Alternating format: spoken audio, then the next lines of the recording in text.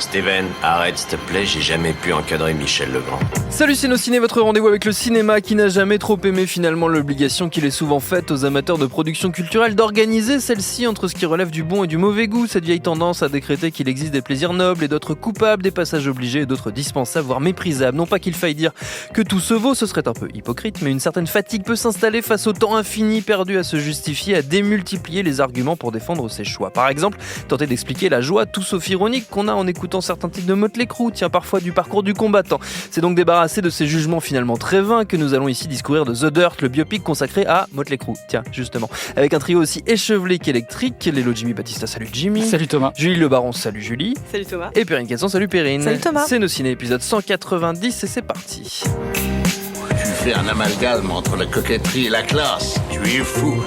Enfin, si ça te plaît. The Dirt, c'est, précisons-le, un film Netflix disponible depuis quelques semaines déjà et qui donc nous narre les exploits et le démarrage de cette énigme pour la science qu'est Motley Crue, groupe au succès délirant dans les années 80, dont les percées dans les charts n'auront d'égal que les réguliers sommets d'alcoolisme et de toxicomanie que ses membres vont s'évertuer à franchir tout en copulant frénétiquement avec un maximum de partenaires, contribuant à leur manière à forger ce pénible triptyque sexe, drogue et rock'n'roll que trimballent les musiques amplifiées comme un gros boulet ringard. It could have happened to anybody, but it didn't.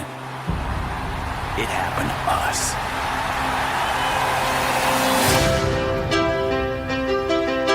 The new band is gonna be something nobody's ever seen before. Oh my God, those are my pants. But they look so much better on me. We got a runaway, a kid drummer, an old man. Let's just play it. A cover band singer. They say you're gonna be a rock star. What do you think?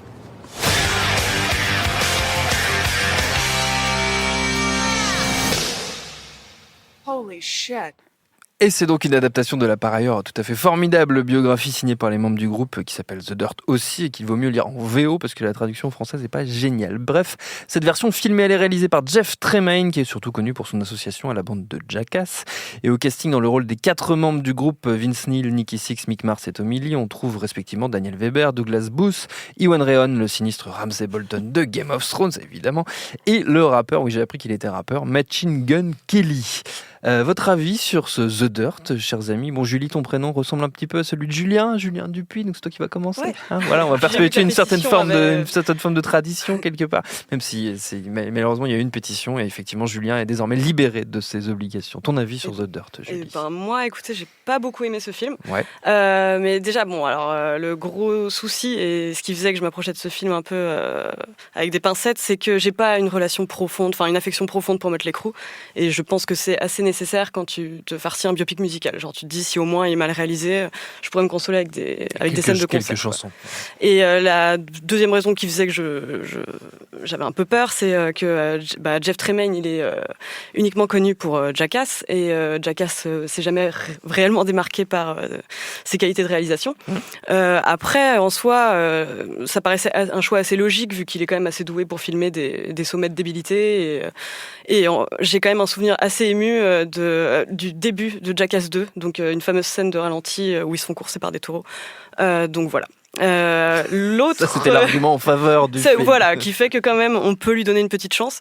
L'autre truc donc qui est un peu difficile, c'est que donc comme tu l'as dit, la biographie The Dirt, donc c'est considéré donc comme une des grandes biographies musicales.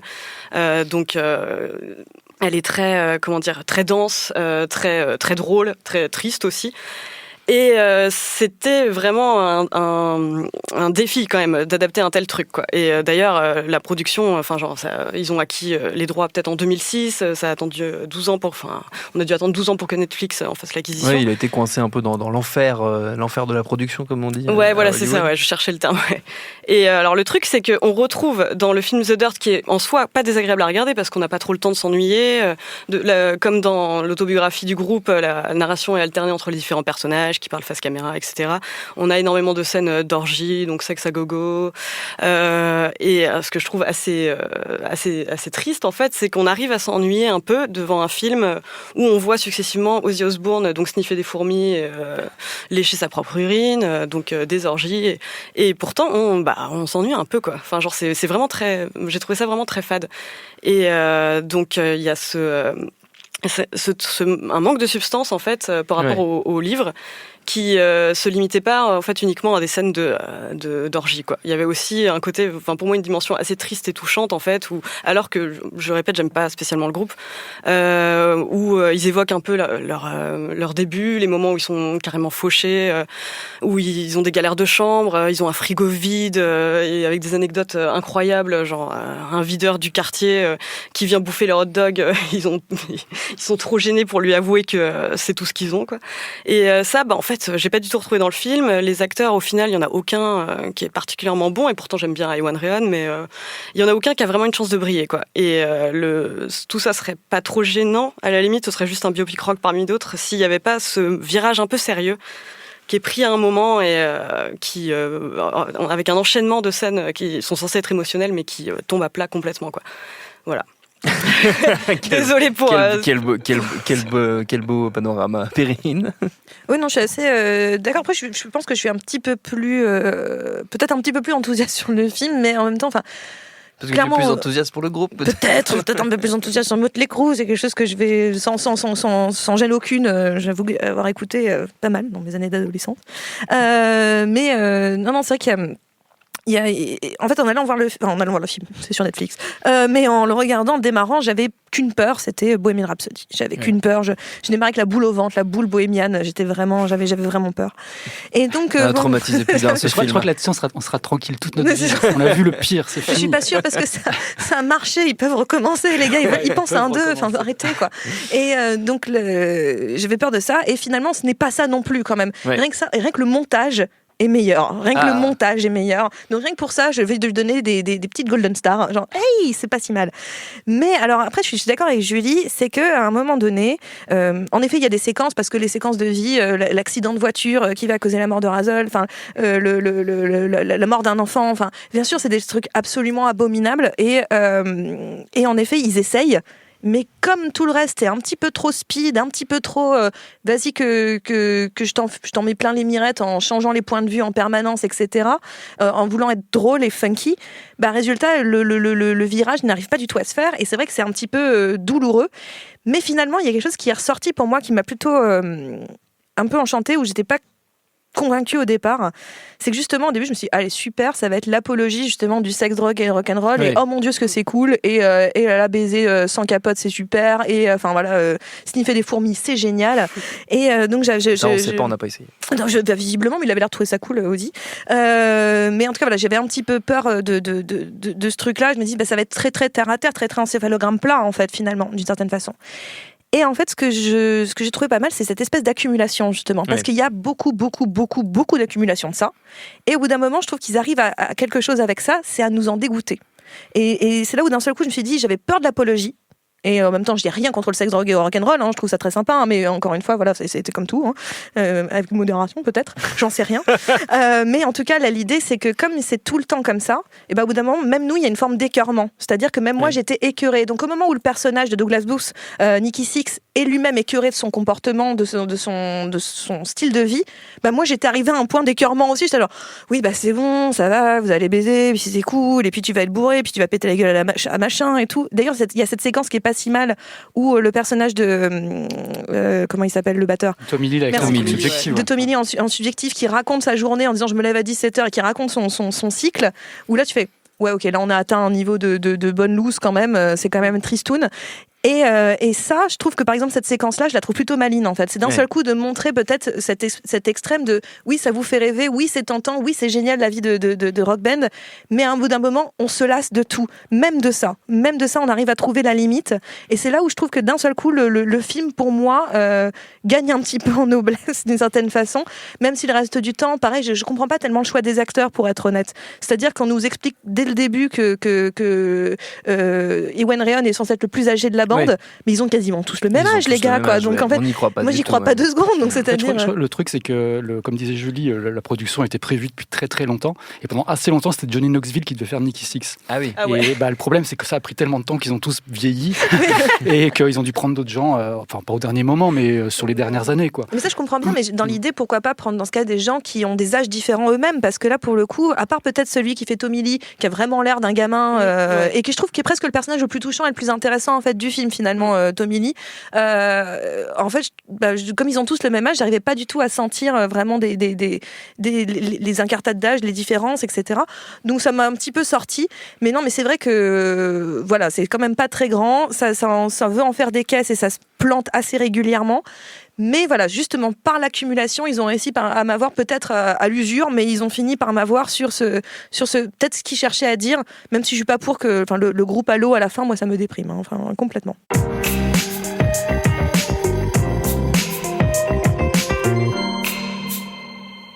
Bon, Jimmy, je pense pas que tu vas le défendre, ce film. Pas vraiment, non, mais après, en plus, je suis assez d'accord avec ce qui a déjà été dit, quoi. Mais en plus, voilà, je pense que comme disait Julie, c'est aussi comme tout dépend de ton passif aussi avec cette musique-là. Et pour ce qui te concerne, moi, c'est un groupe que j'adorais jusqu'à 15 ans, jusqu'à la chute du mur de Berlin. Après, ça s'est terminé d'un coup, comme ça. Non, enfin, j'aimais vraiment beaucoup de groupes là quand j'avais 13-14 ans, quoi.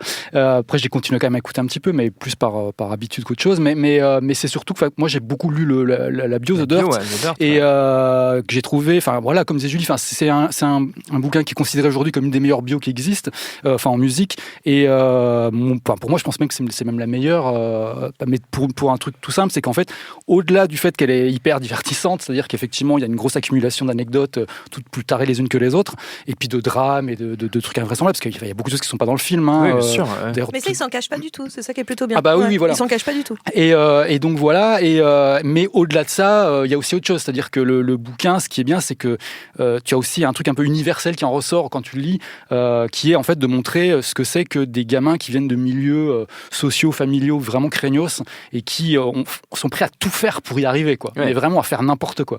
Et ça, j'avais trouvé ça vraiment bien dans le bouquin. Je sais que dans la musique, il y a beaucoup de gens qui n'aiment pas du tout Motley Crue, qui ont adoré le bouquin pour cette raison-là, parce que c'est un bouquin qui parle à peu près à n'importe qui, peut parler à n'importe qui soit un groupe, soit à aimer la musique passionnément, jusqu'à en faire son boulot et à perdre beaucoup d'argent. Mais c'est vraiment un truc assez viscéral, qui est vraiment présent dans le truc. Quelque chose de très universel. Et puis en plus, c'est un des derniers témoignages de ce genre dans la musique rock en tout cas, puisqu'aujourd'hui, si tu veux avoir un bouquin comme celui-là, il faut que tu ailles dans la télé-réalité. Tu pourras plus le retrouver dans la musique, puisqu'aujourd'hui, c'est pas en allant interviewer Pirouette ou je sais pas qui que tu vas le retrouver. mais voilà. Et en fait, il dit ça avec un tel air de un tel mépris. Et donc voilà. Et en fait, le truc, c'est que à l'époque où le bouquin est sorti, c'était en 2001. On n'adaptait pas encore les choses aussi vite qu'aujourd'hui. Et donc, il a fallu quelques années avant qu'on commence à en parler. Donc, comme je disais, voilà, Jackass a été impliqué. Le milieu de Jackass a été impliqué très vite dans le projet. Après, je connais pas un peu je connais pas trop les différents épisodes du truc. Mais ce qui était assez marrant, c'est que quand le truc a été un peu confirmé par Netflix et tout, Nicky Six a dit dans une interview qu'il voulait surtout pas que l'adaptation se résume uniquement à du sexe, de la drogue et des accidents de voiture. Et c'est exactement ça, en fait. C'est-à-dire qu'il a complètement foiré, quoi. Et en fait, le truc, c'est que je trouve pas que même si on prend le film comme une suite d'anecdotes et de scènes un peu trash ou quoi, ça marche pas toujours. C'est-à-dire que connaissant déjà l'histoire et ayant déjà vu beaucoup de choses dégueulasses, j'ai quand même eu un tout petit peu envie de gerber. Donc ça fonctionne bien. Par contre, je trouve qu'il y en a plein qui sont ratés. La caméra subjective, je la trouve pas si bien ça, mais par contre parce que j'ai la version du bouquin en tête et qu'elle est beaucoup mieux. Et je me suis dit d'ailleurs, comment ils ont pu rater ça ? C'était tout cuit, quoi. Et il y en a une encore pire, qui est nettement pire.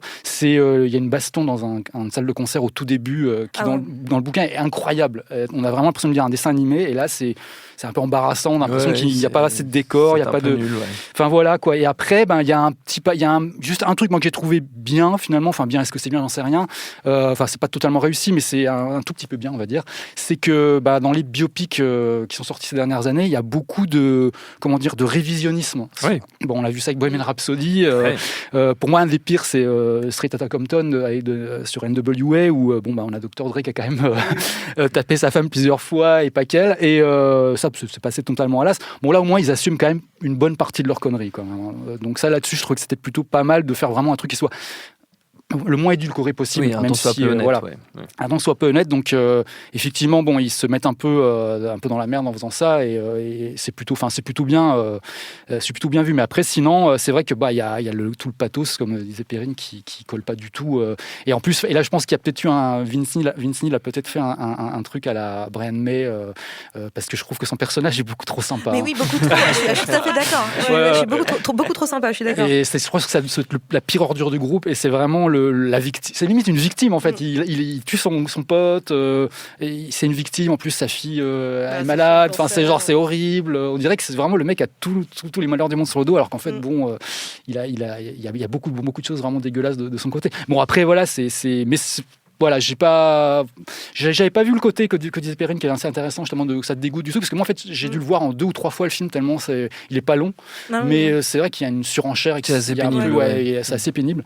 Et j'ai vu une critique aux États-Unis, alors je sais plus sur quel site ou quel magazine, mais qui disait que en fait on pouvait très bien juste écouter 2 fois, vu que le film dure 1h30, on pouvait écouter 2 fois Dr. Feelgood à la place, et qu'on on en apprenait autant. Et je trouvais que c'était pas mal. Alors moi la seule différence que je ferais, c'est que je recommanderais plutôt d'écouter Too Fast for Love, qui est le premier album, qui est le seul que j'écoute encore. Et parce qu'il est plus court et qu'on peut l'écouter presque 3 fois. Voilà. Parce que j'ai repensé à une scène. Comme c'est le réalisateur de Jackass, il y a une scène, je trouve, dans le film qui, pour le coup, je trouve, rend presque hommage à Jackass. En fait, où d'un seul coup, on se souvient de cette voilà, j'ai plus le mot, ascendance-là, ils sont dans la chambre d'hôtel et on voit Tommy Lee courir à moitié à poil et poursuivi par des flics.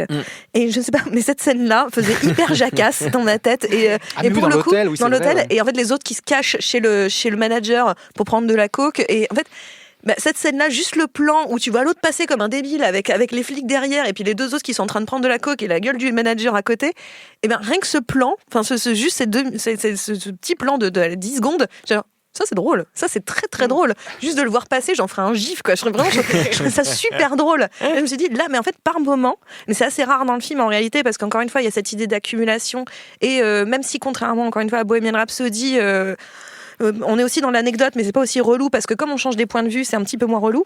Et en fait, finalement, il y a parfois, de temps en temps, quelques idées de ciné, il y a quelques idées de plans où tu fais ça c'était bien, ça c'était pas mal. Ça c'est la grosse différence avec Bohemian Rhapsody, c'est que c'est un film. C'est que c'est un film, déjà.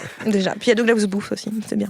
Julie. Mais alors moi, le truc qui me frappe en fait là, maintenant qu'on est en train d'en parler, c'est que les scènes me paraissent limite plus trash maintenant que vous êtes en train de me les raconter, qu'au moment où je les ai vues. Et je sais pas par quel truchement ils ont réussi ça, mais enfin moi en gros, un des problèmes du film, je peux le résumer à une scène, en fait, c'est le moment où Tommy Lee s'apprête à aller à un rencard et en fait, il se regarde dans un miroir, il tire la langue et il fait le signe des cornes du diable. Et j'ai l'impression que le film, c'est un peu ça. C'est qu'il veut trop montrer qu'il est trop trash, trop rock'n'roll, et du coup, il est devenu un peu trop conscient de lui-même, et donc... les trucs les plus trashos qu'on voit, parce qu'on voit quand même, comme vous dites, quoi, des trucs dégueulasses, je sais pas, ça m'a absolument pas choqué. Et donc, j'ai l'impression que dans son besoin de me choquer, moi, ça marchait pas, et donc j'ai pas eu cet effet d'écœurement, malheureusement. Mais voilà, quitte à passer pour une déviante, même la scène où Ozzy sniffe des fourmis, elle m'a... Ah non, moi c'est le léchage de pipi. Oui, le léchage de pipi, ouais. Mais de l'autre, le sien encore. Voilà. Ça passe, mais celui de l'autre, genre, mais c'est dégueu. C'est sale. On a trouvé la limite de Perrine. Il y a aussi le plan. Celui-là, je me suis dit, alors celui-là, ils l'ont réfléchi pendant des mois pour faire chier tout le monde, mais il est tellement outrancier. Pendant le truc de ce caméra subjective, il gerbe sur une stripteaseuse. Et je trouvais ça. Waouh! Ah oui, c'était Smack My Bitch Up, quoi. Enfin, moi, j'ai l'impression que c'est ça. Smack My Bitch Up, quoi. Très bien, très bien. Bon, ça donne quand même un petit peu envie, j'espère. Non, mais c'est une bonne distraction. Oui, enfin, voilà, on sent. Mais tu le regardes en buvant des bières, puis après tu poses ta bière, tu fais non. C'est ça, tu peux le laisser tourner en fond, tout ça. Mais après, à côté, il y a aussi quand même ces trucs un peu très. Enfin, les poncifs des biopics musicaux où t'as le moment formation du groupe, on va trouver le nom. En 2 fois, c'est trouvé, ouais, voilà. La descente aux enfers, et puis la rehab, machin, quoi. Alors, par contre, un truc bizarre, je voulais me renseigner là-dessus avant de venir, et j'ai pas eu le temps, mais le choix musical est hyper pourri. Je sais pas qui a choisi les morceaux, ils ont pris les pires morceaux de tout leur répertoire. Sachant que si vous aimez déjà pas Motley Crue, faut vraiment vous accrocher. Les plus connus. En fait, si tu tapes Motley Crue sur Google, c'est les premiers qui sortent. Honnêtement, je me suis amusée à le faire et c'était les premiers qui sortaient. C'était les mêmes morceaux. Parce que il faut attendre un petit moment avant qu'il y ait des morceaux un peu emblématiques ou quoi. C'est vraiment des trucs. Je sais pas, étranges. C'est bizarre dans la mesure où les membres du groupe prenaient part à la production. Ils auraient peut-être pu dire sélectionner de meilleures chansons. Ils ont peut-être très mauvais goût, les membres du groupe. Ce serait pas totalement. D'ailleurs, le titre de fin, qui est un inédit chanté par le rappeur qui joue Tommy Lee. Gun Kelly, tout à fait. Qui était un bon exemple de mauvais goût. Exactement. Entre autres. Pour terminer, on va faire comme toujours un petit tour de recommandations dans l'univers de votre choix, parce que vous le savez, vous êtes parfaitement libre. Tiens, Jimmy. Alors moi, pour rester un peu dans le même milieu, on va dire, j'ai pris The Decline of Western Civilization 2 de Penelope Spheris. Alors Penelope Spheris, c'est la réalisatrice de Wayne's World, et elle a commencé en fait dans le tout début des années 80, fin des années 70, en faisant un docu qui s'appelait Decline of Western Civilization, qui était sur la scène punk hardcore de Los Angeles, avec Black Flag, tous ces groupes-là, les Germs. Et en fait, ce qui était son docu finalement était assez proche de ce qu'a été The Dirt, c'est-à-dire ça montrait une scène un peu bordélique, excessive et tout. Mais derrière, il y avait aussi des gens qui étaient paumés, qui savaient pas trop où ils étaient dans la vie. Et il y en a même un qui s'est suicidé d'Arby Crash. Et voilà, il y avait un peu le même esprit. Et en fait, elle a refait, elle a continué ce docu. Elle en a fait 2 autres volumes à chaque fois avec 10 ans d'écart. Et donc le deuxième, il a été fait en 88. Et c'est sur cette scène un peu glam metal, air metal, de groupes un peu peroxydés, dont Motley Crue fait un peu partie par extension, mais là, elle s'est vraiment intéressée aux groupes plus jeunes, on va dire, qui étaient à Los Angeles, qu'on trouvait sur le Sunset Strip à Los Angeles. Et en gros, elle montre justement tous ces mecs-là qui veulent essayer d'y arriver à tout prix et qui veulent vivre le lifestyle rock'n'roll, à baiser tout ce qui bouge et à se défoncer la gueule. Et en fait, qui veulent devenir riches et célèbres et c'est un documentaire qui est déjà assez pathétique quand tu le regardes, quand tu le regardais un peu à l'époque. Quand tu le regardes aujourd'hui, il y a presque 30 ans, tu te dis, bon voilà, tous ces gens qui sont en train de parler, en train de raconter de leur passion, alors qu'ils ont abandonné parfois leur famille et tout, et ils sont en train de se défoncer, de faire des trucs pas possibles, et tu sais qu'ils y sont pas arrivés et qu'ils ont sans doute très très, très mal terminé, quoi. Et voilà, c'est un docu vraiment que je trouve, qui est à la fois très drôle et aussi très très triste, hein, donc on revient toujours sur les mêmes trucs, et dans lequel il y a quelques scènes un peu cultes, notamment celle de je sais plus son nom, Chris Holmes, je crois, c'est ça, le guitariste de Wasp je me rappelle plus des noms des membres du groupe de Wasp. Déjà, je me rappelle de Wasp, c'est beaucoup. Alors voilà, le guitariste de Wasp, c'est ça, il est interviewé sur un fauteuil gonflable dans sa piscine de nuit. Oui, exact. Et habillé en cuir et en buvant de la vodka. Il y a sa mère à côté qui dit rien, mais qui est pétrifiée de honte, et lui qui se picole la gueule à la vodka en répondant n'importe quoi. C'est épouvantable. Et à la fin, il fait un collapse dans la piscine. Enfin, c'est que des scènes comme ça, c'est assez violent comme docu. Et voilà. Et sinon, vite fait, il y a un docu de Martin Scorsese, un nouveau docu de Martin Scorsese sur Dylan qui sort le 12 juin sur Netflix, qui sera un truc un peu plus sérieux, un peu plus qu'on pourra un peu parler un peu plus dans les soirées mondaines que The Dirt, mais qui risque d'être hyper cool. Voilà. Très bien, Julie. Je suis pas allée chercher bien loin, je t'avoue, mais je m'autorise un joker vu que ça fait pas longtemps que je suis là. Très bien. Donc, moi, ma recommandation, c'est Spinal Tap, en fait. Ah oui. Oui, qui est un très bon film, que beaucoup de gens ont vu, donc c'est pas une grande découverte, mais pour ceux qui l'ont pas vu, c'est donc un faux documentaire sur un groupe de heavy metal qui donc reprend, justement, qui parodie tous les gros poncifs des biopics musicaux. Et donc où on suit un groupe en tournée où il se passe tout un tas de trucs complètement absurdes, les batteurs qui meurent dans des circonstances étranges, donc soit étouffés par le vomi de quelqu'un d'autre, soit dans des combustions spontanées. Et le truc qui est assez intéressant avec ce film, c'est que il y a beaucoup de musiciens en fait qui ont trouvé une certaine résonance avec leur propre parcours, quoi. Genre Ozzy Osbourne, les Misfits ou Led Zeppelin, se sont tous reconnus là-dedans, ont tous reconnu un moment de leur carrière là-dedans. Et genre il y a même, j'ai lu un truc comme quoi Steven Tyler était persuadé qu'il n'y avait pas d'humour, que c'était un vrai film, quoi, sur un vrai groupe. Donc je sais pas si ça dit que Steven Tyler est un peu bête, c'est peut-être instructif ou plus sur que Steven le film est vraiment bien fait, mais ouais, allez voir ce film donc de Rob Reiner, enfin allez voir. Chopez-le, quoi. Chopez-le. Il est sorti dans des très belles éditions en forme d'ampli où il y avait même les potards qui bougent et tout. Il y a des choses très très belles qui se sont faites. Perrine. Moi, c'est parce que ce qui m'a intéressé, c'est que dans le film, plusieurs fois, on pète le 4e mur, on s'adresse directement aux spectateurs. Et donc, j'ai pensé au film qui est sorti en décembre dernier, qui s'appelle Leto, de Kirill Srebrennikov, film russe, sur deux groupes, en particulier deux personnalités du rock russe des années 80, les groupes Kino et Tsopark. Donc, il y avait Victor Tsoy et je me lancerai pas sur le nom de l'autre. Mike, voilà. Et je me lancerai pas. Mike, voilà. Non, mais voilà. Mais en fait, c'est un film en noir et blanc sur justement ce rock dans une URSS particulièrement répressive, assez difficile, où on fait les concerts de rock encadrés avec des gens et on n'a pas le droit de se lever, on est assis et on applaudit quand on nous dit d'applaudir. Donc c'est une autre façon de vivre le rock. Mais c'est surtout, on raconte une époque, on raconte justement ce vent de liberté qui arrive en Russie, qui va mener après, donc notamment, enfin c'est pas ça qui va mener à la chute du mur de Berlin ni à la séparation du bloc de l'Est, mais en tout cas on sent déjà cette jeunesse qui a besoin de liberté, qui a besoin de casser les murs et d'exister. Et plusieurs fois dans le film, on a un personnage qui n'existe pas, qui traverse le film comme ça, plus ou moins, qui accompagne le groupe, tel une sorte de groupie, on ne sait pas trop ce qu'il fait là, mais souvent il se retourne vers nous et il nous dit « ceci n'a pas existé, cette scène n'a pas existé ». Et donc le film est complètement un petit peu fou, un peu hyper poétique, hyper touchant et en même temps rock'n'roll dans l'âme de ce qu'est le rock'n'roll, c'est-à-dire cette espèce de liberté, de la jeunesse, de cri de la jeunesse. Et je trouve que c'est un très très grand film de Kirill Srebrennikov qui à l'époque où il l'a fait, était enfermé chez lui en Russie. Il était accusé de détournement de fonds. C'était une raison un peu à côté de la plaque en réalité, parce qu'il a dit des choses contre le régime. Donc il était enfermé chez lui et maintenant il vient d'être libéré, mais il n'a toujours pas le droit de sortir du pays. Mais voilà, donc c'est un film qui hurle liberté de la part d'un mec qui était enfermé et je trouve que c'est un grand film. Très bien, notre temps est écoulé. Merci à tous les trois. Merci à Quentin La Technique, à Juliette pour la préparation, binge.audio pour toutes les infos utiles. Et puis on vous dit à très vite. Je préfère partir plutôt que d'entendre ça, plutôt que d'être sourd. Binge.